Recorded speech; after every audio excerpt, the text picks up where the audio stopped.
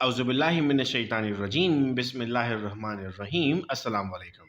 बच्चों, मैं उम्मीद करता हूँ कि आप सब खैरियत से हैं और आप सबको वेलकम एक मरतबा फिर first year biology MCQs discussion class में। स्टूडेंट्स, आज के इस वीडियो लेक्चर में हम चैप्टर नंबर 3 के एमसीक्यूज को डिस्कस करेंगे और इसके टॉपिक को समझ रहे होंगे।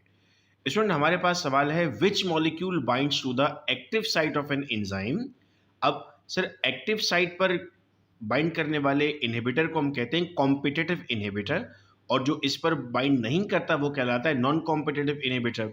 अब अगर पेज नंबर 47 की तरफ हम मूव करते हैं तो यहाँ पर हमारे पास कॉम्पिटिटिव इनहिबिटर लिखा हुआ है। Some inhibitors resemble the normal substrate molecule and compete for the admission into the active site, these mimics called as competitive inhibitor। ये कहाँ पर लग रहे हैं जाकर? ये एक्टिव साइट पर लग रहे हैं।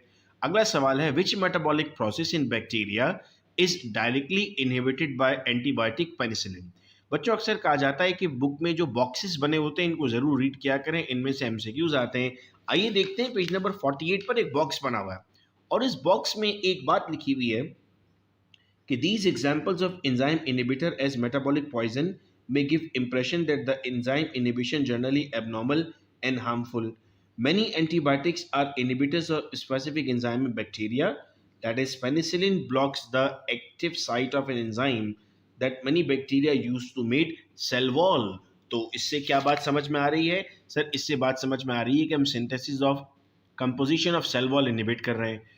फिर सवाल है how does an enzyme increase the speed of a reaction. Sir, enzyme energy of activation को कम करता है तो स्पीड ऑटोमेटिकली बढ़ती है। ये एंजाइम की डेफिनेशन अगर हम पेज नंबर 43 को एक मरतबा रीड करते हैं तो यहाँ से हमें एंजाइम की डेफिनेशन में एनर्जी ऑफ एक्टिवेशन पर ये बात सामने आती है। फिर नेक्स्ट क्वेश्चन आता है बेटा हमारे पास, an allosteric site of an enzyme is. Allosteric site के बारे में क्या कहा जाता है? सर, पेज 49 पर अगर हम इनहिबिशन वाला टॉपिक पढ़ते हैं तो यहाँ पर हमें ये बात पता लगती है, but in these cases the end product of pathway binds at an allosteric site. यानी आप जो फीडबैक इनहिबिशन कर रहे हैं उसमें इसका बहुत बड़ा रोल शामिल है। फिर इसके बाद सवाल है temperature beyond optimum. Sir, optimum temperature यानी 37 डिग्री सेंटीग्रेड जो प्लांट को चाहिए, अगर इससे वेरी करता है तो उसके एंजाइम का जो स्ट्रक्चर है, जो शेप है, वो चेंज हो जाती है। नेक्स्ट क्वेश्चन है nucleic acid which also serve as an enzyme.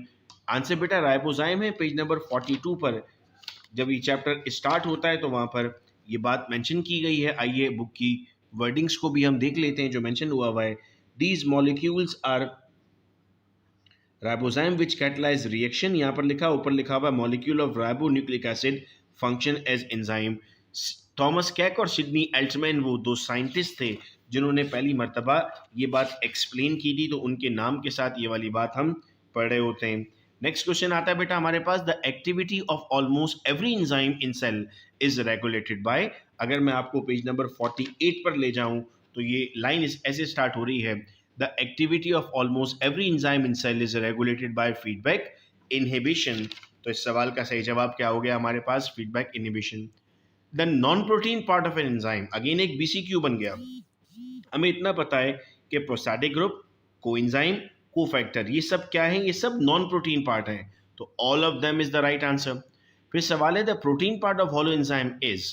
Page 45 पर बेटा अगर मैं आपको ले जाता हूं तो यहाँ पर आप देख सकते हैं, पूरी रीड कर लेते हैं। फिर enzyme consist only one protein called as protozyme and contain other group conjugated molecule. Euler ने 1932 में प्रपोज किया था that enzyme showing complete activity are called as holo enzyme.